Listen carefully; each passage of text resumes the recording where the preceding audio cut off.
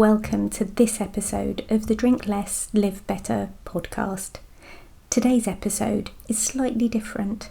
It's a story that I read at our recent Be Wild retreat, and it was requested both as an audio and as a transcript, so here it is. Just so you know, this story contains no jeopardy. It is not a thriller. There is no murdering. This is about as gentle as it gets, so it is perfect for bedtime. The quiet paths through the fields. There is a little cottage at the edge of the countryside where the last garden fence gives way to winding footpaths, open meadows and woodland. The cottage there is wrapped in climbing roses, lavender and old stone walls that have been warmed by countless summers. In spring, swallows dart beneath the eaves. In autumn, the apples in the small orchard bow gently on their branches. Every season leaves behind its own small treasures, and every morning begins with the same comforting promise that something beautiful is waiting to be noticed. Inside the cottage lives a woman who has grown very fond of slow mornings. She's discovered that there is a certain kind of happiness found only in unhurried hours. It can't be planned or collected. It arrives quietly, when walking, sometimes while listening, and almost always when she remembers to pay attention to the world around her. On this particular morning, she wakes before sunrise. The house is still. The wooden beams overhead hold the night silence like an old friend. Somewhere downstairs, the clock in the hallway gives a little tick. She opens her bedroom window. Cool air drifts inside, carrying the scent of damp grass, wild mint, and the faint sweetness of honeysuckle climbing along the garden wall. For a few minutes she stands there, breathing.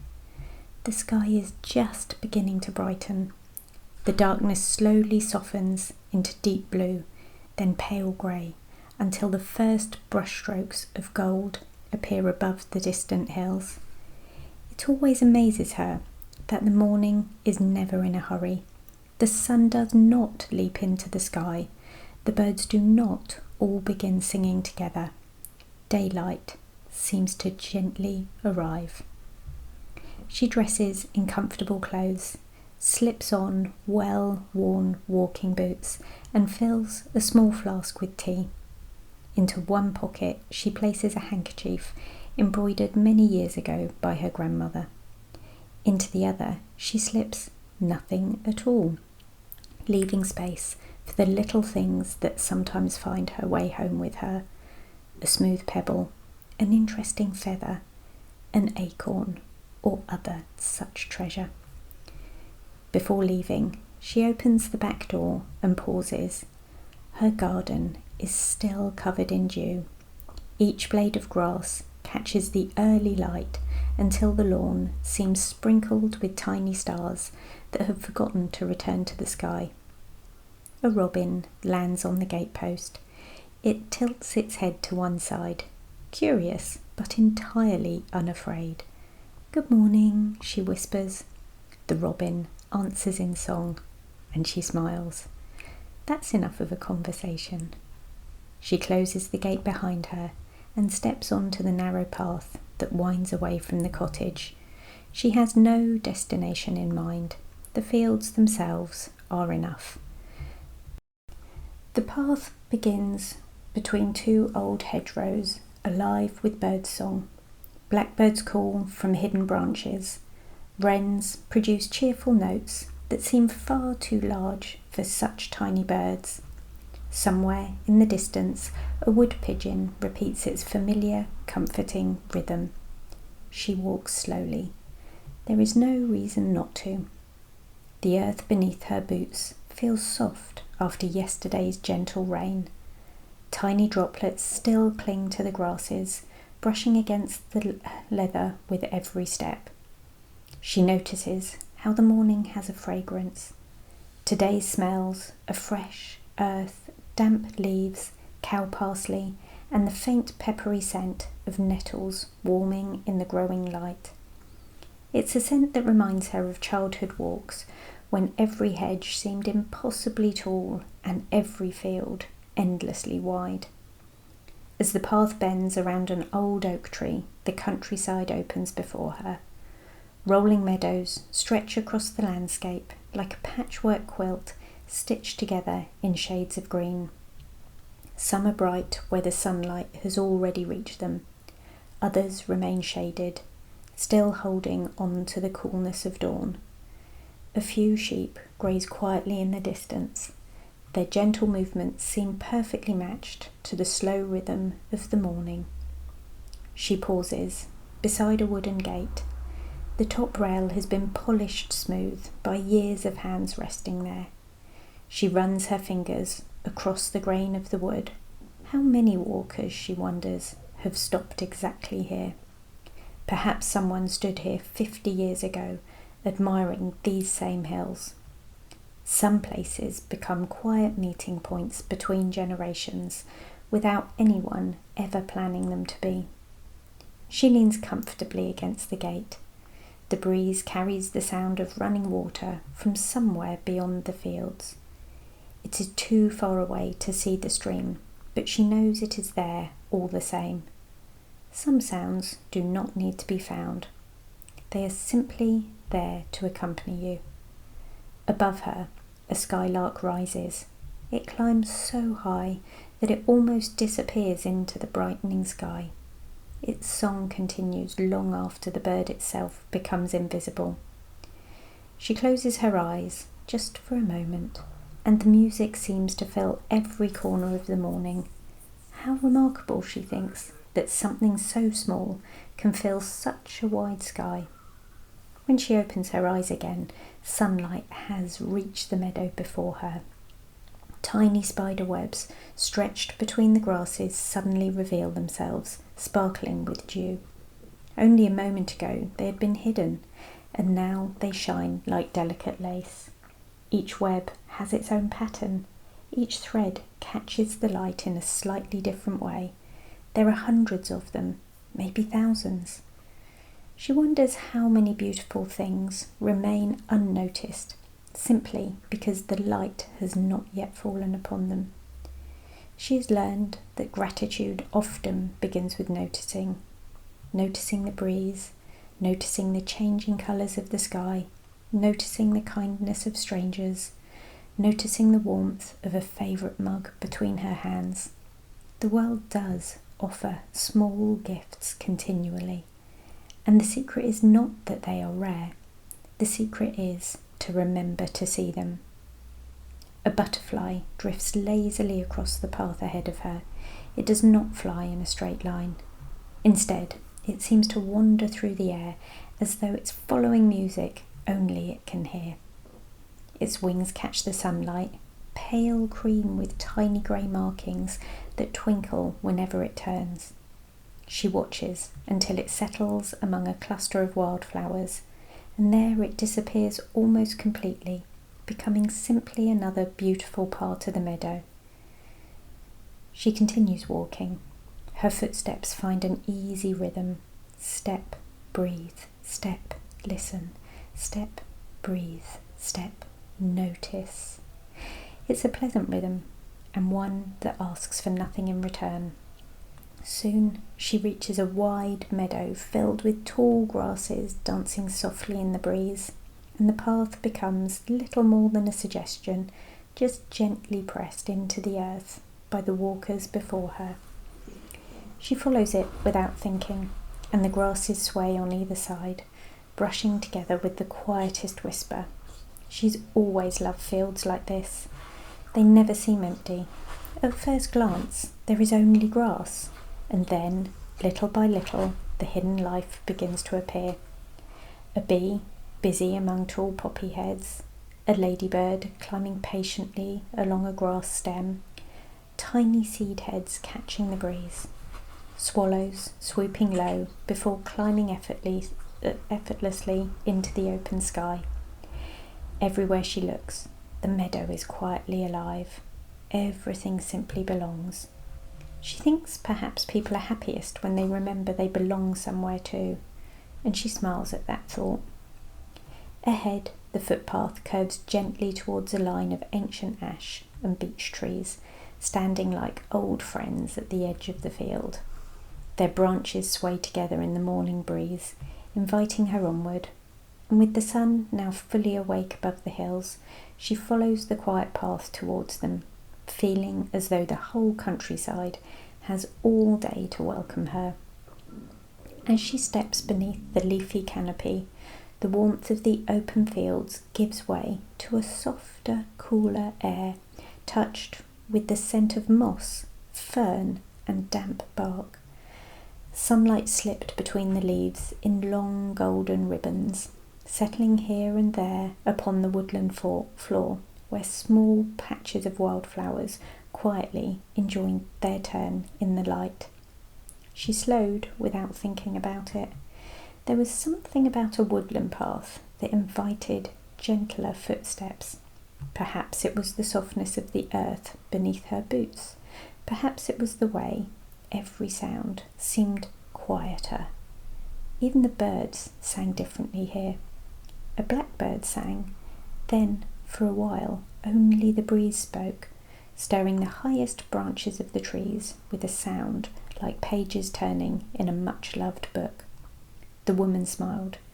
She'd come to believe that silence was never truly empty. It was perhaps just full of quieter things. She rested her hand for a moment against the trunk of an old beech tree. Its bark was smooth and cool beneath her fingertips. How many springs had this tree welcomed? How many autumn leaves had drifted from its branches? Some lives were measured in rings of quiet growth, some in blossoms, some in shade freely given. She continued deeper into the trees until the path began to slope gently downwards. Soon she heard the soft murmur of water, a stream making its patient way between smooth stones. It sounded as though it had all the time in the world. She followed the sound until the stream appeared, clear enough for every pebble beneath its surface to be seen. Sunlight danced across the ripples, making tiny patterns that lasted only a heartbeat before becoming something new. She found a fallen log beside the water and sat. There was no need to hurry onwards. The path would wait. Paths were wonderfully patient things. She poured herself some tea from her flask. The warmth spread comfortably through her hands. She watched a pair of dragonflies skim across the water, their delicate wings catching flashes of blue and green whenever they turned. Nearby, a family of ducks drifted quietly downstream. She took a slow sip of tea. The stream continued its gentle conversation with the stones, and the breeze carried the scent of wild garlic from somewhere deeper in the woodland. Above her, leaves shimmered softly wherever sunlight found them. She closed her eyes for a moment, listening. It occurred to her that the countryside never seemed to repeat itself exactly. There was the same path, the same trees, the same stream, and yet every visit was somehow different. The light changed, the wind chose another direction, a bird landed on a different branch, and the clouds arranged themselves into different shapes. Nature, she thought, loved familiar places just as much as new ones. When her tea was finished, she rose and continued along the path until the woodland slowly began to open. Ahead lay another meadow, this one bright with summer flowers. Ox-eye daisies nodded gently in the breeze. Purple knapweed lifted their cheerful heads towards the sun. Buttercups scattered themselves across the grass as though someone had carelessly dropped handfuls of gold. The air hummed softly with the quiet music of bees moving from flower to flower. She stopped to watch them. Each bee travelled with calm purpose, never appearing flustered, never seeming late for anywhere. They paused at one blossom before drifting to the next, carrying tiny dustings of golden pollen that caught the sunlight. People often spoke of bees as busy, but standing here, she wondered if busy was quite the right word. The bees did not hurry. They simply trusted the rhythm that had guided them for countless generations. Flower, flight, flower, rest, again and again. Their work was gentle, steady, patient. The meadow did not ask them to do everything all at once. One blossom was enough, and then another, and then another. The woman found herself breathing more slowly as she watched them. Perhaps people, too, were never meant to carry every tomorrow at the same time. Just one kind conversation, one peaceful walk, one cup of tea, one deep breath. Like the bees, perhaps life became lighter when it was lived one flower at a time. She smiled at the thought. A bumblebee landed on a foxglove close beside the path. A tall stem bowed over ever so slightly beneath its weight before gently lifting again as the bee moved on. The flower seemed almost to welcome the visit, and she watched the bee dance off across the meadow. Countless small acts, each helping the whole landscape to flourish. She felt grateful for bees, grateful for wildflowers that offered them nectar, grateful for sunshine warm enough to fill the air with their quiet humming, grateful for the unnoticed partnerships that allowed the countryside to bloom every summer. She poured her gratefulness that morning into watching bees, into listening to streams, into feeling sunlight on her shoulders, into finding the perfect place to pause for a cup of tea. Together they formed a life that felt nice. The meadow stretched ahead, gently rising towards the crest of a hill. She followed the winding path through grasses that reached almost to her knees. Seed heads brushed softly against one another in the breeze, making the faintest whisper. Far away, she heard the distant call of a wren. Morning had stretched into early afternoon, and she looked up. The clouds had become broad and slow, drifting across the afternoon sky without urgency. She found herself matching their pace. There was nowhere she needed to be, no finish waiting beyond the next hill, just another view and another quiet path, another opportunity to notice the beauty that was just waiting there all the time. And so, with the sun far above her, the bees humming among the flowers, and the fields rolling peacefully into the distance, she continued her walk, one gentle step after another, and the path climbed gently until the woman reached the top of the hill. She paused there because the countryside had quietly offered her a view worth lingering over. The field stretched away in every direction, each one edged with ancient hedgerows that wandered across the landscape as though they had grown there naturally, following the curves of the hills instead of straight lines on a map. Some fields shimmered in the afternoon sunlight with tall meadow grasses moving together like gentle waves, and others glowed a deeper green where the earth still held the coolness of the morning. Far beyond them, little patches of woodland rested against the hillsides, their trees gathered close together like old friends who had long since stopped needing words, and she stood still. It seemed that when she became quiet enough, the countryside revealed another layer of itself. The breeze carried the scent of warm grass. A distant tractor hummed somewhere beyond the valley, softened by the miles between them until it became part of the landscape rather than a disturbance. Somewhere nearby, a grasshopper leapt through the meadow, and a cinnabar moth landed on the back of her shoulder. Everything belonged. Everything had its own place. She continued along the path as it wandered gently downhill, and the afternoon had begun to mellow. The light was changing so gradually that it was almost impossible to notice. The bright gold of the afternoon was becoming softer now, turning the fields the colour of warm honey. The shadows beneath the hedgerows grew a little longer with every passing minute. She found herself walking even more slowly than before. The cottage would be waiting. It always was. Around the next bend, she saw a shepherd in the distance, slowly guiding a small flock of sheep towards a fresh pasture. Quiet calls now and then, and the patient movement of a dog, shepherd and sheep, each seeming to understand the others without needing many words. She watched for a few moments before continuing on her way. It reminded her that gentleness often achieved more than haste, and some things responded best to calm voices. Some paths were best walked slowly, and some days unfolded most beautifully when nothing was forced. The footpath soon crossed another little stream by way of a weathered wooden bridge.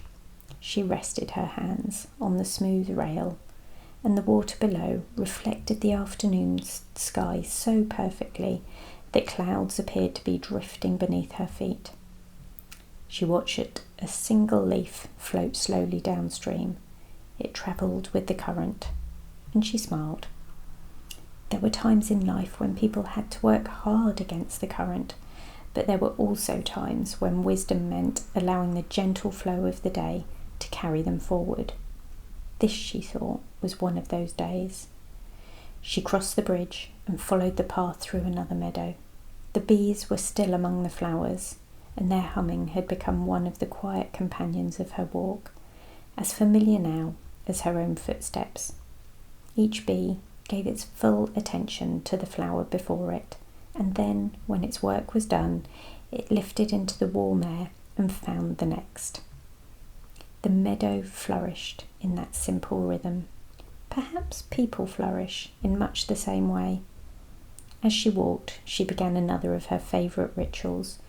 Without speaking aloud, she quietly thanked the day for everything it had offered. For cool morning air, for dew sparkling on spiderwebs, for birds whose songs had filled the sky before sunrise, for old trees whose roots reached deep into the earth, for the patient stream, for the warm tea beside the water, for butterflies that wandered wherever the breeze invited them, for bees quietly tending the flowers, for sunlight moving slowly across the hills, for paths that asked for nothing, for the steady comfort of her own 2 feet carrying her through such beauty. The list seemed to grow by itself. Every few steps another quiet thank you arrived, and she realised that gratitude was a bit like gathering wildflowers. One bloom by itself was lovely, but many together became something extraordinary. And the sun was lowering now. The light slipped sideways across the fields, turning every seed head into silver. Swallows skimmed low through the air, darting effortlessly above the grasses before rising again. The evening breeze had become cooler, and it carried with it the rich scent of hay, warm earth, and distant roses from cottage gardens preparing for another peaceful night. The first blackbirds of the evening began to sing, and their songs felt different from the cheerful melodies of morning. These were slower, gentler, and as if they too were helping the countryside to settle. The woman knew she was nearing home, and soon her little cottage appeared beyond the hedgerow, and the stone walls glowed softly in the evening light. Smoke curled lazily from the chimney, though the fire inside would only be a small one, just enough to make the sitting room cosy as the twilight deepened. The lavender beside the garden path released its gentle fragrance into the cooling air, and the robin had returned to the gatepost. It sang a few quiet notes and then took flight to shelter for the evening.